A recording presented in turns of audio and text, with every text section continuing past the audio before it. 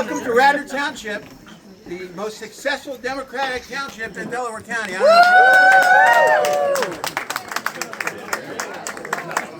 First, I want to start out by thanking everyone here, our generous donors, our friends, our supporters, for being here tonight. This is a really, really important year. Your presence, your contributions, your commitment mean everything, mean more than I can say. And events like this don't just happen. They're built on the dedication of our Radnor Democratic staff and people who care deeply about our community, our state, our values, our nation, and our future. I also want to extend a special thank you to our host committee.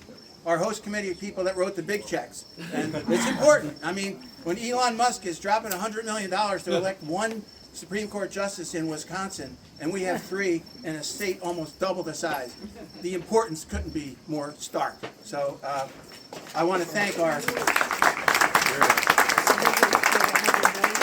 I'll go down in pretty much alphabetical order quickly. Our host committee, we raised a good amount of money. Rob Armstrong on the host committee, our treasurer. He's the Jake to my Elwood, or vice versa. It's been fun. Carl Ballas is here somewhere. Carl, thank you for... Dimitri is out here somewhere, I believe. Dimitri, thank you so much for your hosting me. Where's Max Cooper? Max, thank you. Max ran for County Council. Very gracious guy, awesome guy, huge future in the Delaware County Democratic Party. I know it. So thank you again, Max.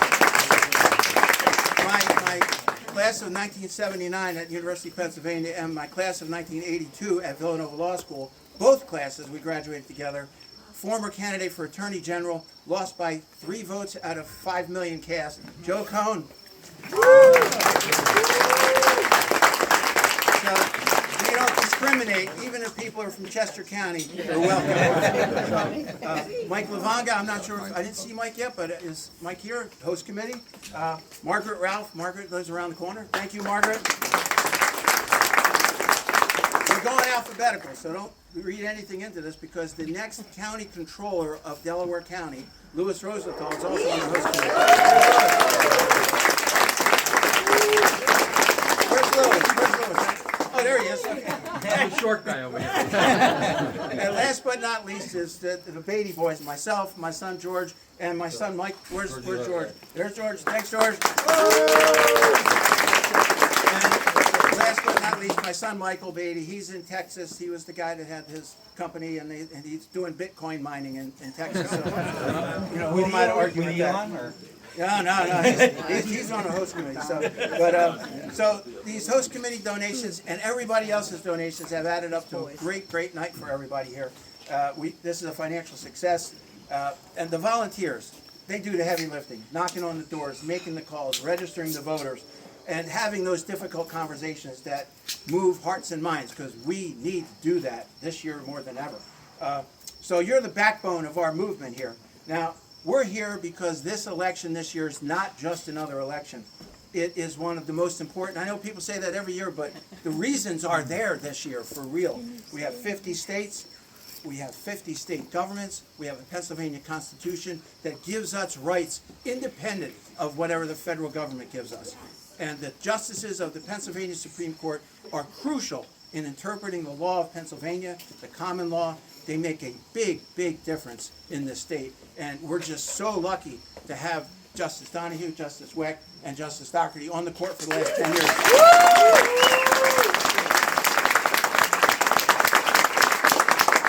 The balance of justice in our state and in many ways, the protection of our fundamental rights rests in the hands of the voters this year, because we need to elect all 3 of these justices this year.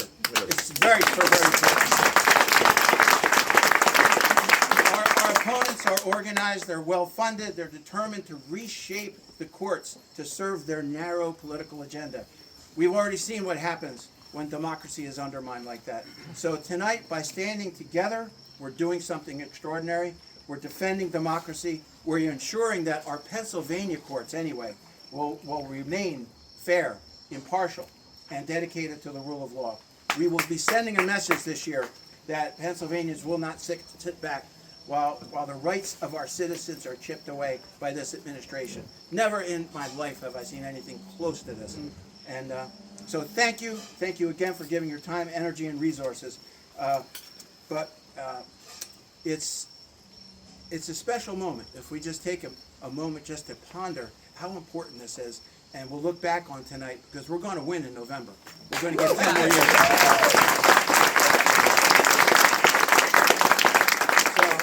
So I'll shut up now, and we're going to hear from each of our 3 Supreme Court Justice retention candidates. 10 more years on the court. Hopefully, we'll weather the storm, and we'll restore democracy and restore the rule of law. So, whoever wants to go first. Justice Donahue, Okay. welcome. You were here 10 years ago. I was here 10 years ago. You know, the first thing I want to say is you don't know how important it is for us to see a crowd like this. You know, we've been on the road for a long time, and to see your enthusiasm and just your excitement, I mean, it's a jolt of adrenaline for us, and every once in a while we need that. And so I thank you, really, from the bottom of my heart, for showing up and being so.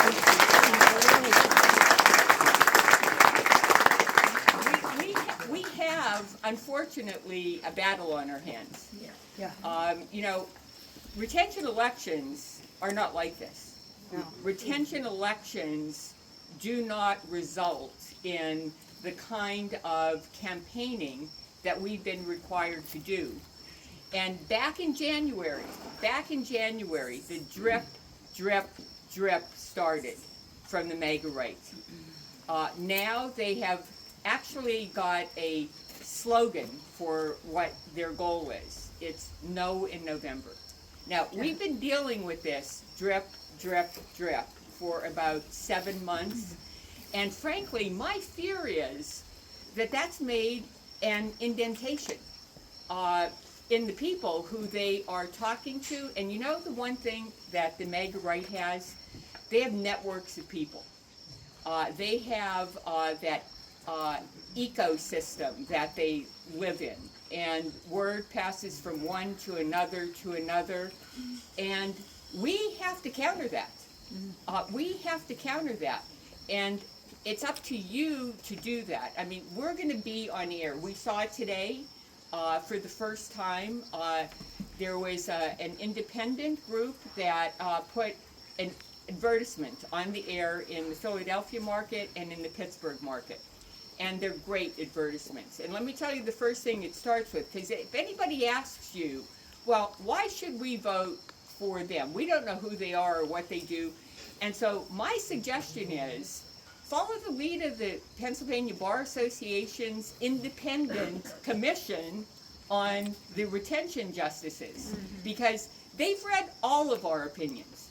They've talked to the lawyers who appear before us. They've talked to lawyers in the community.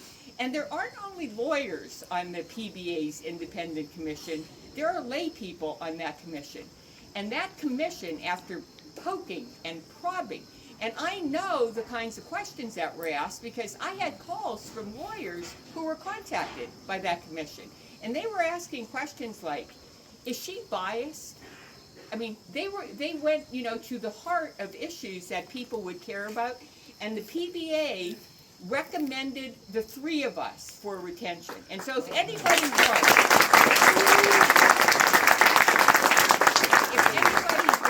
a nonpartisan view of why they should vote for us for retention, they got it. They got it. And you all know more about us. You know our dedication to our oath of office, to uphold, defend, and protect the Constitution of the United States and the Constitution of Pennsylvania. And you're all informed. You know what the Constitution of Pennsylvania does for you that the United States Constitution does not. I mean, let's think about it for a minute. Let's think about it for a minute. What is the reason they no longer want us in office? What is the reason? I mean, the reason is because we have defended your rights under our Constitution. There's really no other way to look at that. And so it is really critically important critically important. I'm speaking to the choir here. I mean, you know how important it is to make certain that the three of us are retained.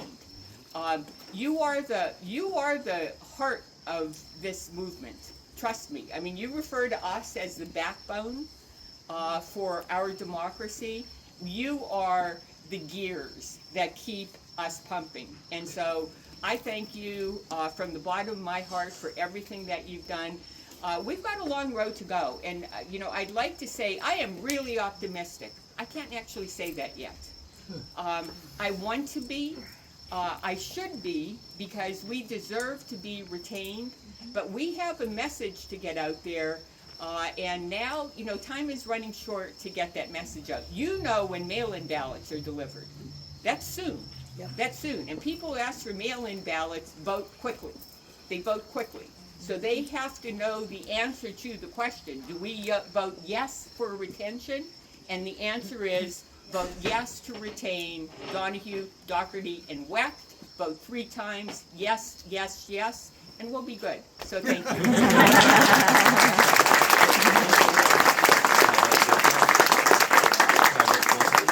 Thank you, George, and thanks to all of you. I'm David Wecht. I talk funny because I'm from Allegheny County, but I think you can still understand me. Way out by Ohio. It's such a pleasure to be here, and the generosity, George, of you and all your friends is so wonderful. The race is a really important one. SCOTUS, the Supreme Court of the United States, is no longer a reliable vindicator of our rights as Americans. Luckily, our Constitution here in Pennsylvania is an ancestor, not a descendant, of the U.S. Constitution, and provides more rights than the U.S. Constitution. When we had the legal, but it requires a state Supreme Court which gives it life and meaning. And before the three of us were on the Supreme Court, that did not always happen. But we have been fortunate to get cases brought to us that have called upon us to interpret provisions of our Constitution here in Pennsylvania that lay dormant too long.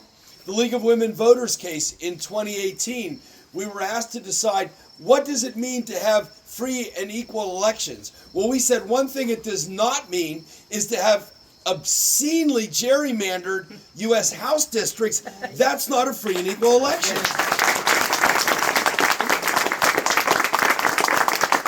And you right here, know that better than anybody, because you're right by the goofy kicking Donald Duck district. That was obscene. It was like the poster child throughout our nation. It was like, if you would read an article back then about political gerrymandering, that was like the exhibit A. That was like the exhibit in the articles about this obscene. Well, thanks to us and our colleague Justice Deborah Todd, we don't do that anymore in Pennsylvania. We struck those down. It doesn't mean anybody's guaranteed to win. What it guarantees is a free and equal election. It means that here, one person, one vote in Pennsylvania actually means one person, one vote. We have a clause in our state constitution that guarantees Pennsylvanians a, quote, thorough and efficient system of public education, unquote. The word education is not found in the U.S. Constitution, but thanks to William Penn, we have it here. And in the appropriately named William Penn School District case, we said, yes, you have a right to sue under that clause if your school district is inadequately funded. We said you have a right of action, a right to sue.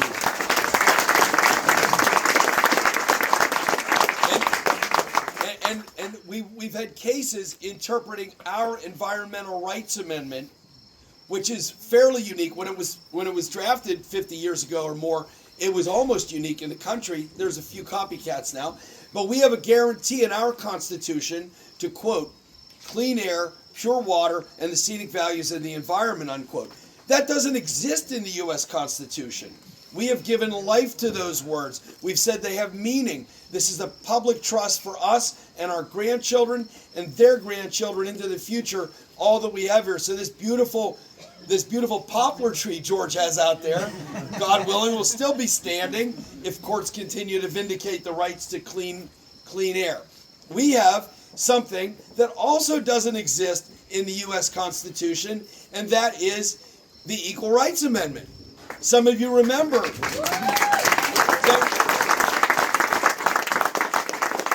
Thanks to Phyllis Schlafly and her friends, we don't have that in the United States Constitution, but we have an Equal Rights Amendment, have had it for over 50 years here in Pennsylvania.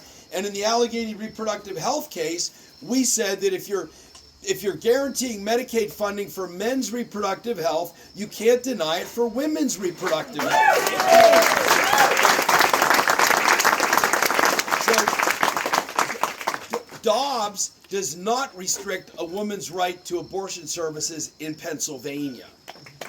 Very important. And I could go on, but I won't. I'll say this. Most of the Democratic base, our polling tells us, does still not know that this is happening. And give credit to the Republican base, because the polling shows they know. Yeah. And they have a throw the bums out approach, and God bless them, they're out there working. So seeing all you good people here, is really helpful to us, because it tells us that people like you will get the message out to your friends, including some fair-minded Republicans and independents, because it's a nonpartisan merit election, yes or no, that if we want to have a Supreme Court in Pennsylvania that protects our rights, and more importantly, the rights our children and grandchildren will enjoy in this state in the future, we need to vote yes and keep our Supreme Court working well. Thank you, and God bless you.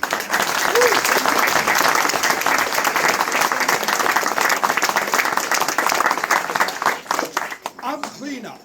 So, before I begin, can I really ask, how many of you have heard me speak already? Because I look around, I recognize most faces. So I don't want to repeat myself over and over again. But let me be honest with you. We're lawyers that were lucky. We had to use the political system to acquire this position 10 years ago. The purpose of retention is for Pennsylvanians and Pennsylvanians alone to judge the judges. That's not what we're having. Most people don't know about retention elections because no one ever cared. Right. Because unless a judge did not follow their obligation or oath, they remained in office. Right. We are forced to play politics.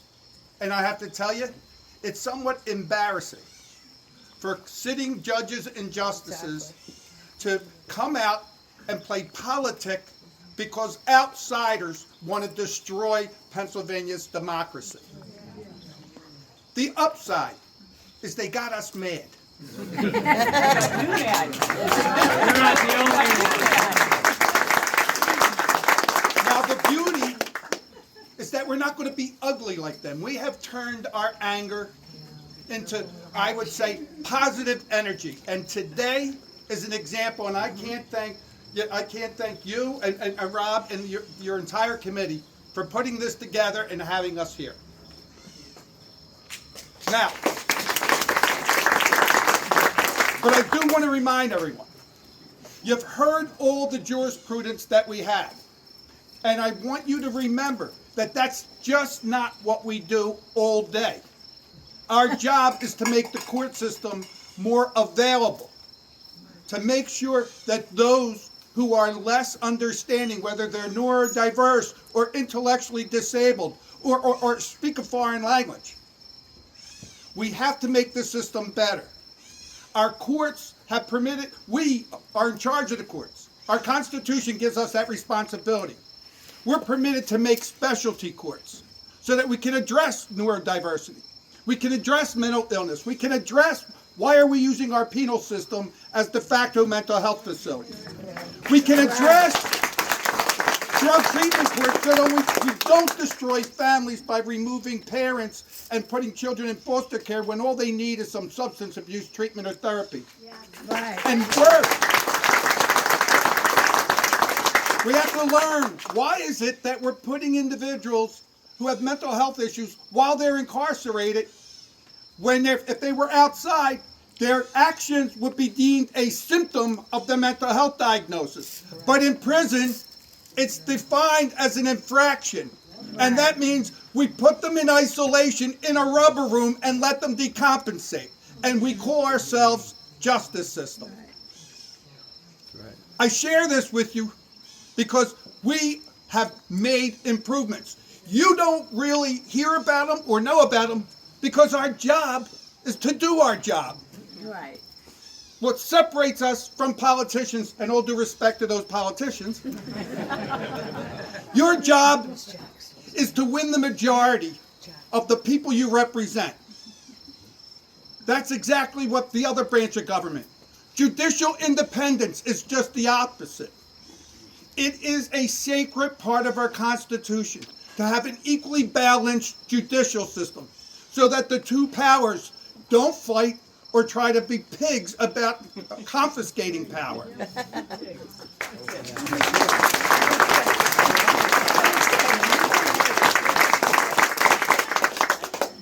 And worst of all, we have a system in where our country hands guns to 19-year-olds, send them to foreign countries and tell them to kill.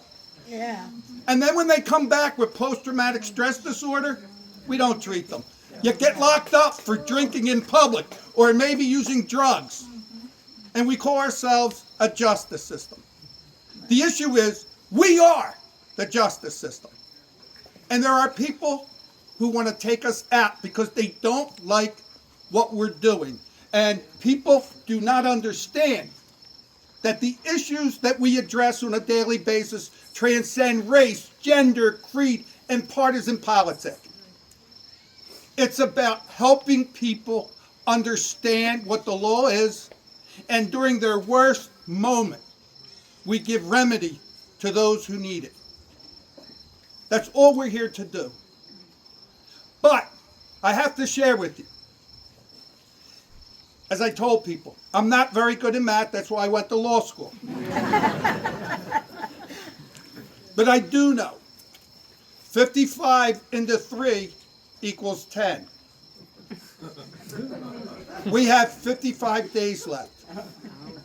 With your support and your vote, you can let the three of us serve another 10 years of trying to do right.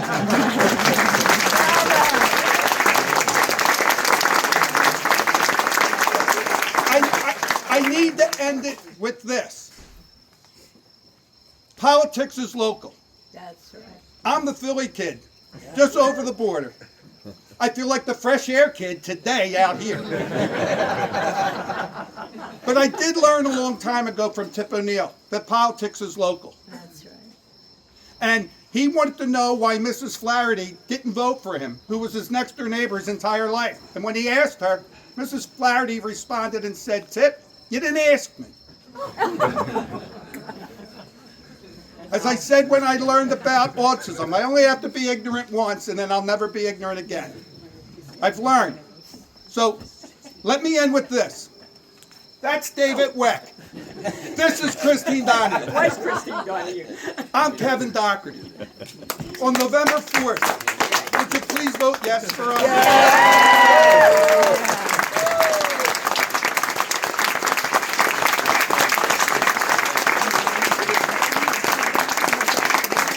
Thank you. I want to thank everybody for coming, and if you didn't write a check, or if you want to write another one, Write 2 checks, please. and also, one other thing, I want to leave this for last, because we've got Megan Hand and Sarah Carroll, our district attorney, Jack Stolzheimer's here. He's going to be our new judge. We're going to start canvassing, so this is money thing. But we got Lisa Goldstein, Megan Hand, come on up. Please come up. And women with the clipboards, people with clipboards, go to them, sign up for. We're going to start on Saturday. We got to do a lot of door knocking. We got to bring the vote out. That's how we're going to win this thing. Overwhelming turnout. That's how we win in Radnor. We will again. And lastly, I just want to Ask thank for a vote, Allison right? and Danielle for again. You did a phenomenal job.